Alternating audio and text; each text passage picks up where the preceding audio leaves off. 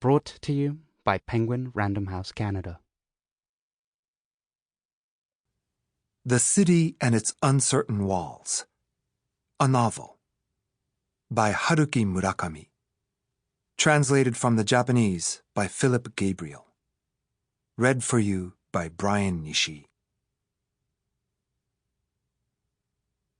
Where Alf, the sacred river, ran through caverns measureless to man, down to a sunless sea. Samuel Taylor Coleridge. Kubla Khan. Part 1. Chapter 1. You were the one who told me about the town. On that summer evening, we were heading up the river, the sweet fragrance of grass wafting over us.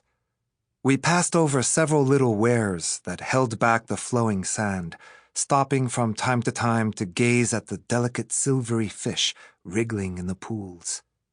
We had both been barefoot for a while.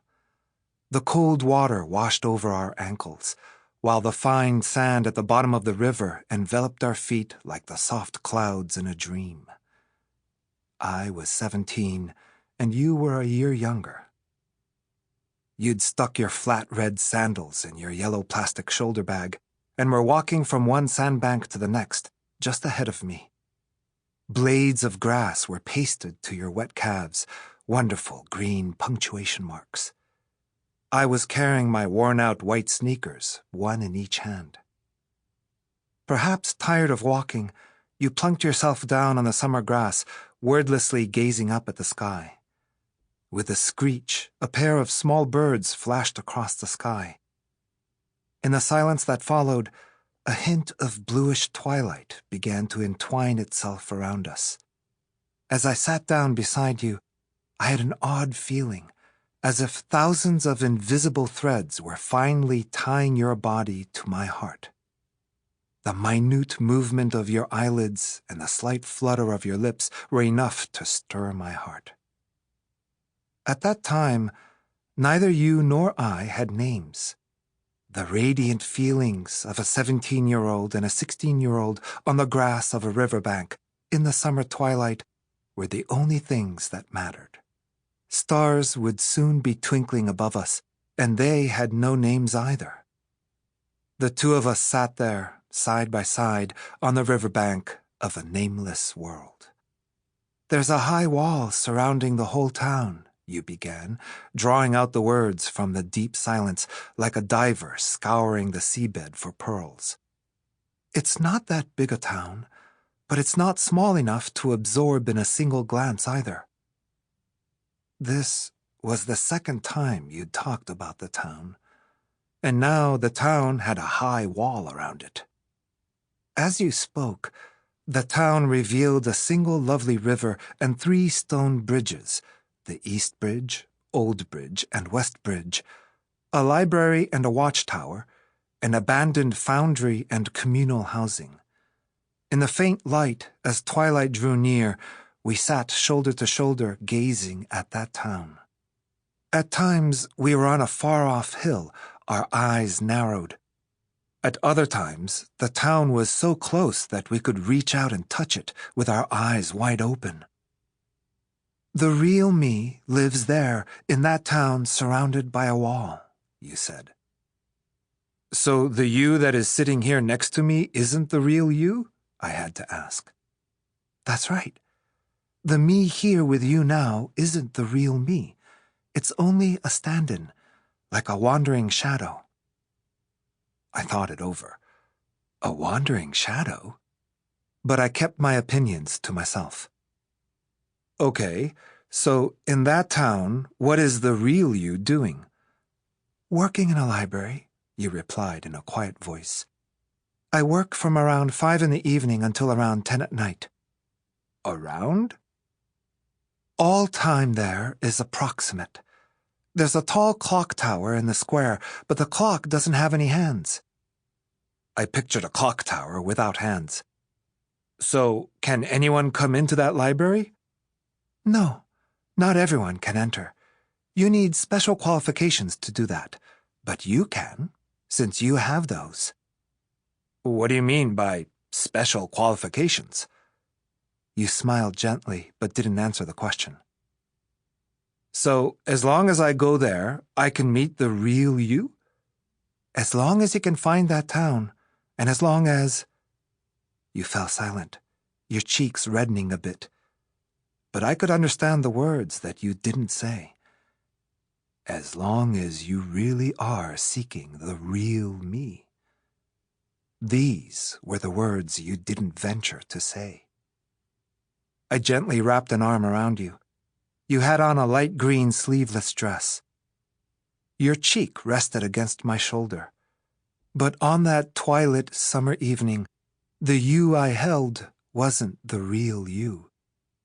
As you said, it was a mere stand-in, a shadow. The real you was in a town surrounded by a high wall. In a town with willows on lovely sandbanks, with a few small hills and quiet beasts, each with a single horn. People lived in old communal housing, living plain but perfectly adequate lives. The beasts ate the leaves and nuts from the trees, though most of them passed away in the long, snowy winters, the cold and hunger overcoming them. How I longed to go into the town. Longed to meet the real you. The town is surrounded by a high wall, so it's very hard to enter, you said. And going out is even harder. So how can you go inside? You just need to wish your way in. But truly wishing for something from the heart isn't that simple. It might take time.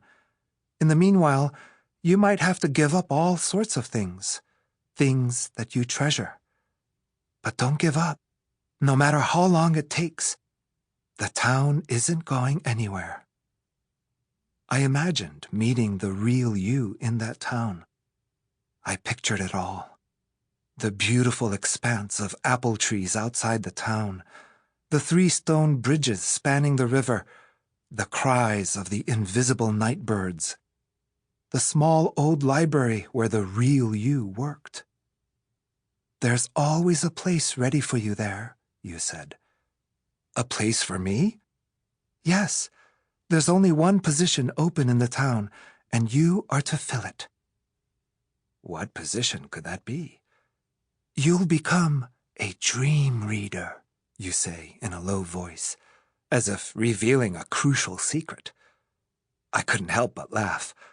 You know, I can't even remember my own dreams. It would be hard for someone like that to become a dream reader. No, a dream reader doesn't need to have his own dreams. All you need to do is read all the old dreams collected on the shelves of the library. Do you think I can? You nod. Yes, you can do it. You have the qualifications. And the me that's there will help you do the work. I'll be right beside you every night. So I'd be a dream reader, and every night I'd read old dreams on the shelves of the library. And you would always be with me. The real you, I said, repeating aloud the facts given me. Your bare, slender shoulders under the straps of the green dress trembled under my arm, and then stiffened. That's right. But there's one thing I want you to remember. That even if I do meet you in that town, I won't remember anything about you. Why? You really don't know why? I know. The person whose shoulder my arm is gently around here is a mere stand-in. The real you lives in that town. That mysterious, far-off town surrounded by a high wall. Your shoulder under my arm was so soft and warm that it was hard to think of it as anything other than that of the real you. Chapter 2. In this real world, you and I lived not so far from each other. Not far away, but not so close that we could drop by whenever we wanted. To get to your place took me an hour and a half, changing trains twice along the way. Neither of the Sample complete. Ready to continue?